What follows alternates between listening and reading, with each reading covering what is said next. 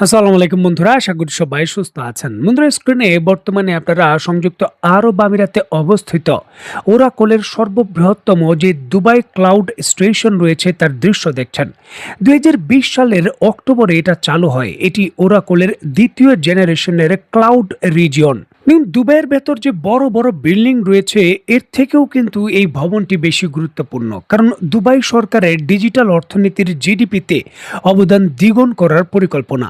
আর ওরাকলের এই রিজন সরকারি সংস্থা বড় এন্টারপ্রাইজ এসএমইদের ডিজিটাল ট্রান্সফর্মে সাহায্য করে।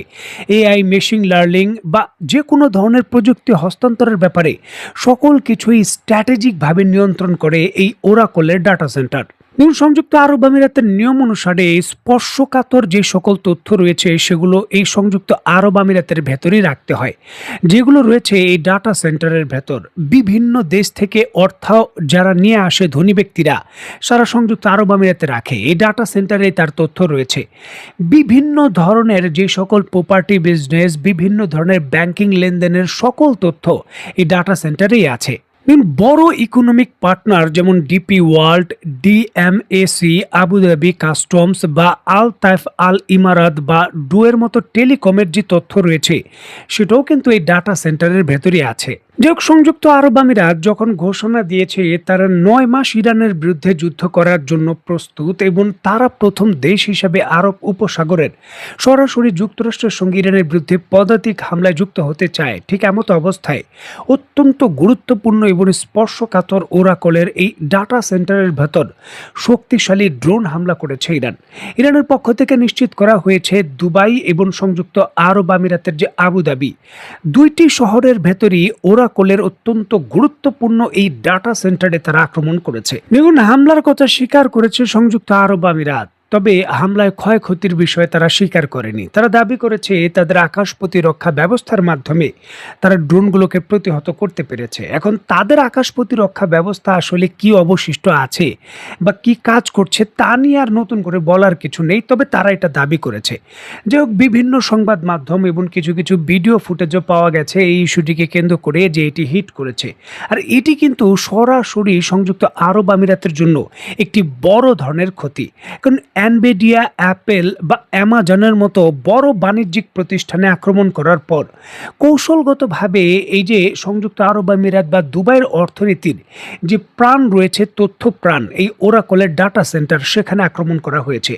দেখুন, অবকাঠামোগতভাবে হয়তোবা এর মূল্য হতে পারে $500 মিলিয়ন, তবে ডাটার দিক থেকে $20 বিলিয়ন।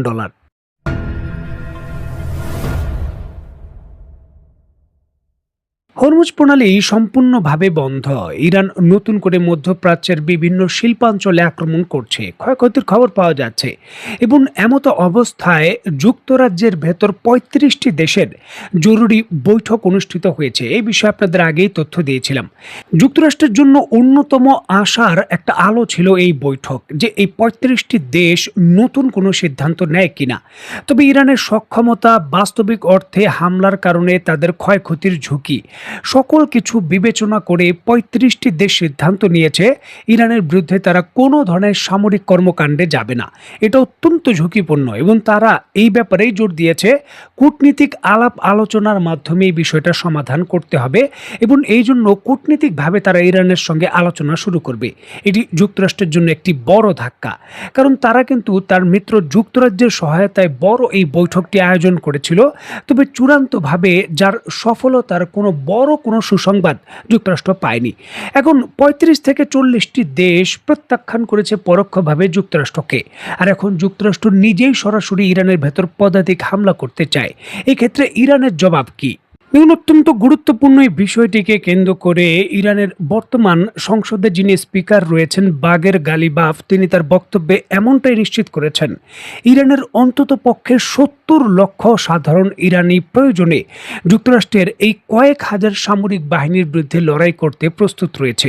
অত্যন্ত গুরুত্বপূর্ণ এই বিষয়টিকে কেন্দ্র করে গালিবাফ তার বক্তব্যে বলেন, দেশব্যাপী শক্তিশালী জাতীয় প্রচারণা করা হয়েছে, যেখানে লাখ লাখ ইরানি অলরেডি নাম লিখিয়েছেন এবং মানসিকভাবে প্রস্তুতি সম্পূর্ণ করেছেন স্বেচ্ছাসেবী হিসাবে মাতৃভূমিকে রক্ষা করার জন্য, যুদ্ধে নামার জন্য।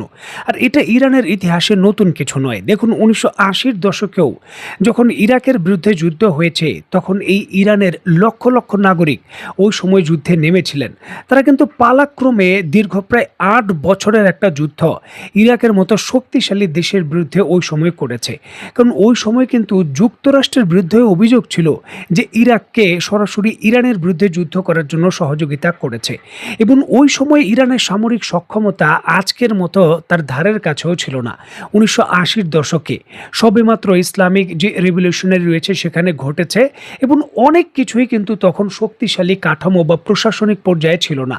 তারপরও তারা দীর্ঘ 8 বছরের যুদ্ধ ইরাকের সাদ্দাম হুসাইনের বিরুদ্ধে করেছে, এবং তারা এটা ঐতিহাসিকভাবেই কিন্তু প্রমাণ করতে সক্ষম করেছে যে যখনই ইরান কোনো বিপদে পড়ে, ইরানের নাগরিকরা কিন্তু যুদ্ধক্ষেত্রে নামেন।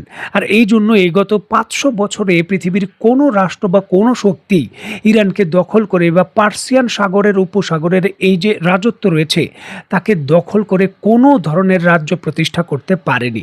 এছাড়াও বর্তমানে ইরানের যে বাজিজ বাহিনী রয়েছে তাদের সংখ্যাও কিন্তু প্রায় 20 থেকে 24 মিলিয়ন, যেটা ইরান দাবি করে। যদি এর অর্ধেকও ধরা হয় তারপরও কিন্তু 10 মিলিয়ন, প্রায় 1 লক্ষ। যদি তারও অর্ধেক ধরা হয় তাও 5 মিলিয়ন, প্রায় 50 লক্ষ।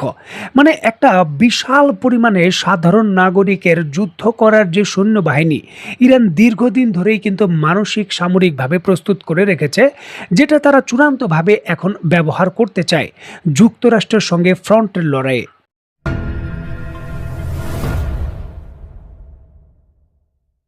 এবং মাতৃভূমি কখনোই বিদেশি নাগরিক দিয়ে রক্ষা করা যায় না। মাতৃভূমি রক্ষা করার জন্য নিজের দেশের নাগরিকদেরই লড়াই করতে হয়, যেটা মধ্যপ্রাচ্যের উপসাগরীয় দেশগুলোর যে সামরিক বাহিনী রয়েছে তাদের ক্ষেত্রে একটা বিরল দৃষ্টান্ত। দেখুন, 1990 সালে যখন সাদ্দাম হুসেন কুয়েতে আক্রমণ করেছিলেন, অভিযোগ রয়েছে যে কুয়েতের নাগরিকরা যুদ্ধক্ষেত্রে অংশগ্রহণ না করে কুয়েত ছেড়েই কিন্তু তারা চলে গিয়েছিলেন।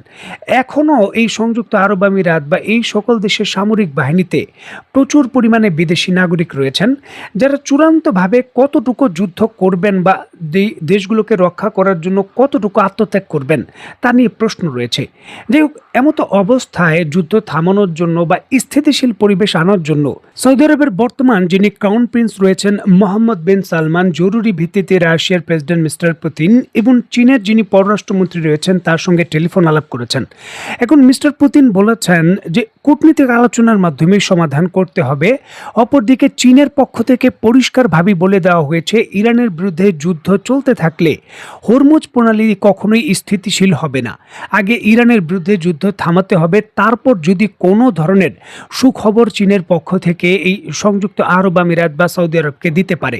যে হোক, যুদ্ধ থামানোর জন্য ক্ষেত্রে চীনের মধ্যস্থতা করার পর 4টি শর্ত দিয়েছে ইরান। রাশিয়ান সংবাদ মাধ্যম তাস জানিয়েছে 4টি শর্তের মধ্যে প্রথম শর্ত হলো আগ্রাসন পূর্ণাঙ্গ এবং চূড়ান্ত সমাপ্তি। দ্বিতীয়টি হলো ভবিষ্যতের যুদ্ধ পুনরাবৃত্তি রোধের জন্য বস্তুনিষ্ঠ নিশ্চয়তা প্রদান, বস্তুগত ও নৈতিক ক্ষতির সম্পূর্ণভাবে ক্ষতিপূরণ প্রদান এবং সামুদ্রিক নিরাপত্তা নিশ্চিত করতে হরমুজ প্রণালীর উপর ইরানের সার্বভৌমত্বের প্রতি সম্মান প্রদর্শন। 4টি বলা হয়েছে। দেখার বিষয় এই শর্তগুলো যুক্তরাষ্ট্র এবং তার মিত্র দেশগুলো কতটুকু মানে বা ইরানের সঙ্গে সমঝোতা করতে তারা কতটুকু ছাড় দেয়। তো বন্ধুরা, আজকের মতো বিদায়। নতুন কোনো ভিডিও নিয়ে আবার দেখা হবে। সেই পর্যন্ত সবাই ভালো থাকবেন, সুস্থ থাকবেন এবং বাংলাদেশকে ভালোবাসবেন। আল্লাহ হাফেজ।